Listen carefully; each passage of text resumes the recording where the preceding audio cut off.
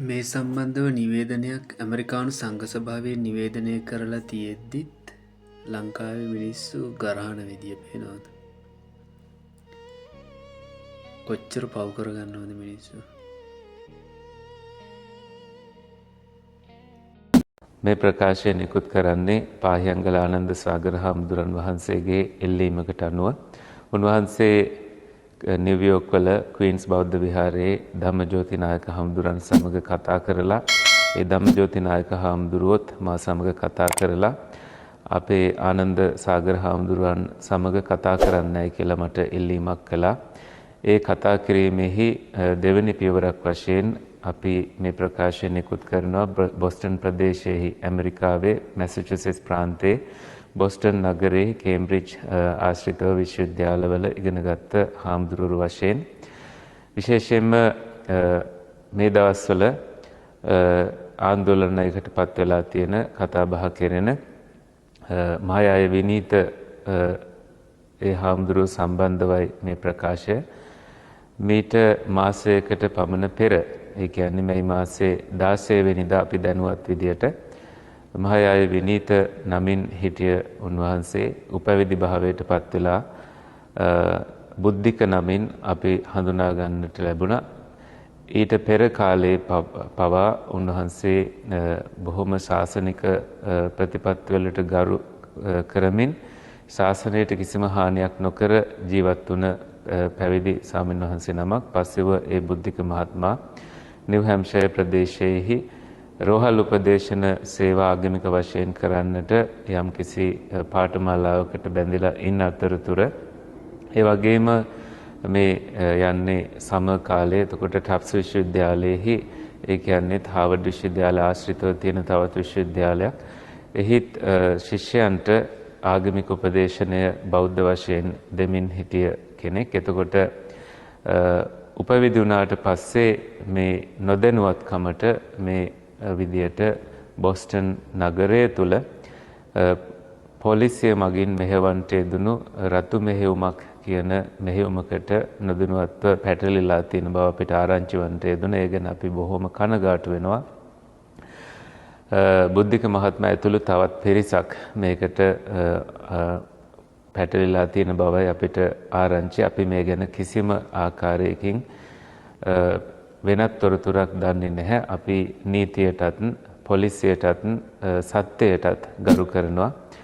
ඉතින් යම් කෙනෙක් සමාජ මාධ්‍ය තුල පැවිදි වෙලා හිටිය කාලෙහි පින්තූරත් ඒ නමත් භාවිත කරලා ද්වේෂ සහගත විදියට ප්‍රකාශ නිකුත් කරනවා නම් ඒන් වළකින්නට කියලා අපි කරුණාවෙන් ඉල්ලා සිටිනවා. එය ශාසනයට විශාල හානියක් නොකරන්න කියලාමයි අපි ඉල්ලා සිටින්නේ. බෞද්ධ අපි කළ යුත්තේ මෛත්‍රිය, කරුණාව, මුදිතාව, උපේක්ෂාව පදනම් කරගෙන කටයුතු කරන එක, ඒ වගේම සත්‍යයට ගරු කරන එක. ඉතින් ඒ අනුව නීතියෙන් යමක් තහවුරු වුණාට පස්සේ අපිට දැනගන්නට ලැබේවි. පුජ්‍යලයකට අපි හානියක් වුණාම ලාංකිකයන් වශයෙන් ඒ වගේම බෞද්ධයන් වශයෙන් අපි කළ යුත්තේ සත්‍යයට ගරු කරමින් උපේක්ෂාවට පැමිණිලා හිත ඒ වෙනුවෙන් මෙහෙයවා ගන්න එක. විශේෂයෙන්ම අටලෝ දහමින් කම්පා නොවන එක. ඉතින් ඒ අනුව අපි විශේෂයෙන්ම මේ බොස්ටන් ප්‍රාන්තයේ මැසචුසෙට්ස් ප්‍රාන්තයේ වගේම කැනඩාවේ ටොරොන්ටෝ ඔන්ටේරියෝ ප්‍රාන්තවල අපි ඉන්න හාමුදුරුවරු වශයෙන් උතුරු ඇමරිකාවේ ඉන්න හාමුදුරුවරු වශයෙන් විශේෂයෙන්ම අපි දැනුවත් කිරීම සිද්ධ කළා. මුලින්ම අපි උපරතන නායක හාමුදුරන් වහන්සේට වීටන් පන්සලේ, ඒ වගේම වොෂින්ටන් බෞද්ධ විහාරයේහි ධම්මසිරි නායක හාමුදුරන් වහන්සේට, මහරගම ධම්මසිරි නායක හාමුදුරන් වහන්සේට, ලොස් ඇන්ජලිස් වැඩ ඉන්න අපේ වල්පොල පියනන්ද නායක හාමුදුරන් වහන්සේට අපි පියවර ගත්තා. ඒ වගේම ඒ නායක හාමුදුරුවරු එක්ක අපි කතා කළා. ඒ වගේම ක්වීන්ස් පන්සලේ වැඩ ඉන්න අපේ ධම්මජෝති නායක හාමුදුරන් වහන්සේටත් කොණ්ඩඤ්ඤ හාමුදුරන් වහන්සේටත් අපි දැනුවත් කිරීම සිද්ධ කළා. ඒ වගේම සූරක්කුළුමේ ප්‍රේමරත්න හාමුදුරන්ට අපි පණිවිඩ ඒ නායක හාමුදුරන් වහන්සේට පණිවිඩ යොමු කළා. ඒ වගේම උපරතන නායක හාමුදුරුවෝ ලංකාවට වැඩම කරන ගමන් නිසා අපිට සම්බන්ධ කරගන්න බැරි වුණා. ඉතින් ඒ නායක හාමුදුරුවරු කාර්යාලීය ප්‍රකාශ නිකුත් කරනු ඇති. ඒ දැනුවත් කිරීම කරන තෙක් ඔබ මේ යම් යම් ද්වේෂ සහගත ප්‍රකාශ වලින් වළකින ලෙස අපි දැනුවත් කරනවා. ශාසනයට ඒ වගේම තමන්ගේ මානසිකව භාවනාමය වශයෙන් අපි ඇති කරගන්නා උපේක්ෂා සහගත ප්‍රඥා සහගත දියුණුවට ඔබ හානියක් කරගන්නට එපා. ඒ අකුසලයක්, එය පවක් කියලා අපි දැනුවත් කරනවා. ඉතින් ඔබ සෑම දිනෙකටම හැම යහපතක්ම සැනසෙල්ලක්ම වේවා කියලා අපි විශේෂයෙන්ම ආශිර්වාද කරනවා. හැම දිනාටම තෙරුවන් සරණයි. තවමත් හිතනවද දරුවන් දහම් පාසල් යවන්න? එදකන දැගෙන ඇමරිකාවේ ප්‍රශ්නයක් කරපුවම මෙහි දහම් පාසල් නතර කරන්න. ඒතර පිරිමි දැන් පිරිමි වෙන ප්‍රශ්න කරන්න ප්‍රශ්න දාගන්නේ වගේ අපේ රටේ.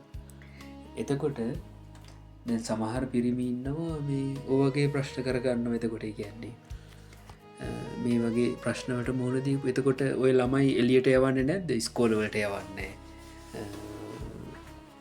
මියුසිකල් ෂෝ වලට යවන්නේ. ඒතර ඒව එළියට යවන්නෙම නැද්ද? එතකොට මොකටවම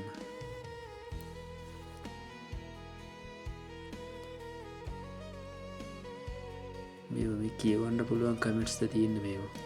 කොච්චර පව් කරගන්නද මිනිස්සු. මගේ නිවේදනය අවසානට දාන්නම්. ඇමරිකාවෙන් නිවේදනය කරලා තියෙන එක ඒ සංඝ සභාවෙන්.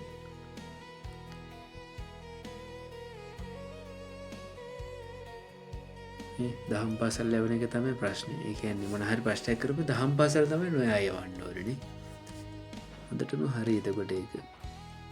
එතකොට වෙන පිරිමි ලංකාවේ වගේ දේවල් කරන්නේ නැහැ වගේ. මේක එහෙම වෙච්ච එකක් නෙමෙයි. මේ ප්‍රශ්න සම්බන්ධයෙන් මේ මම කියන වෙලා නෙමෙයි. මේක මේ බොරුවක් සම්පූර්ණයෙන් යන්නේ. ඒ ගැන නිවේදනය කරලා තියෙනවා.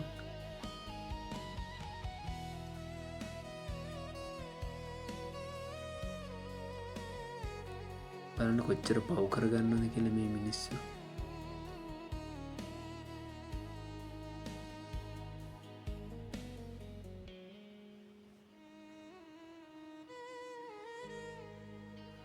මේ කමෙන්ට් එක දාලා තියෙනවා. මම දන්න විදියට ඔහු සිවුරෙන් අයින්වෙලා කාලයක් වෙනවා. මේ එහෙම සිද්ධියක් තියෙන්නේ. මේක ඇත්තටම භික්ෂුවක් අතින් වෙච්ච එකක් නෙවෙයි මේ තියෙන්නේ.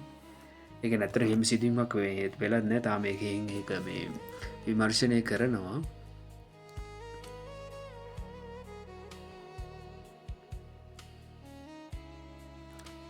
මිනිස්සු කොච්චර පව් කරගන්නවද මේ කමෙන්ට්ස් වලින්. ඉතින් මේ දේවල් වලින් මේ හරි ඉතින් මහා සමත් ජාති විදියට තමයි හැසිරෙන්නේ. ඉතින් ඕක බොරුවක්. මේ දන්න අය දාලා තියෙනවා.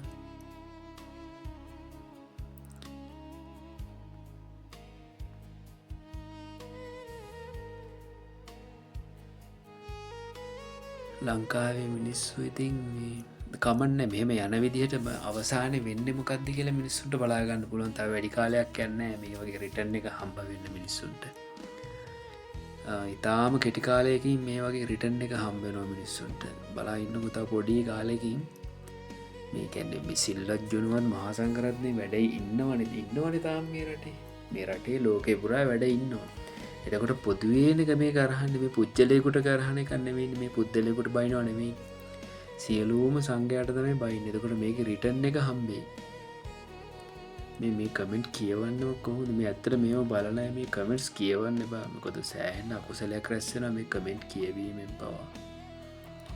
ඒ නිසා මේ වගේ පෝස්ට් ලයික් කරන්න එපා, ෂෙයා කරන්න එපා. මම විශේෂයෙන් මේක දාන්නෙත් මේ වගේ දේවල් වලට මේගොල්ලෝ ලයික් කරන්න, කමෙන්ට් කරන්න, මේ වගේ දේවල් වලට සම්බන්ධ වෙන්න එපා. මොකද මේ සෑහෙන බරපතල ප්‍රශ්නයක්. මොකද සෑහෙන අකුසලයක් රැස් වෙනවා. මේ ගණන් නොගෙන ඉන්න කියනව නෙමෙයි. මේ වගේ දේවල් ලෝකේ වෙනවා, අදටත් වෙනවා, ලංකාවෙත් වෙනවා. ඒ වුණාට මේකෙන් අපේ මේ මානසිකව ගොඩක් පිරියනවා. ඒ වගේම මේ ලොකු පවක් රැස් වෙනවා මේ කමෙන්ට්ස් දැමීම තුලින්, ලයික් කරන එකට, ෂෙයා කරන එකට මහා බරපතල පවක් රැස් වෙනවා මේ එක පුජ්‍යලෙක්ගේ මේ වගේ දෙයකින්. දැන් මේක ඇත්තටම මේ සම්බන්ධව මේ කිසිම දෙයක් නොදැනන මේ මිනිස්සු මේ කමෙන්ට් කරන්නේ. එතකොට මේ මහා බරපතල අකුසලයක් මේක. මේ තවත් හරිම කනගාටුයි.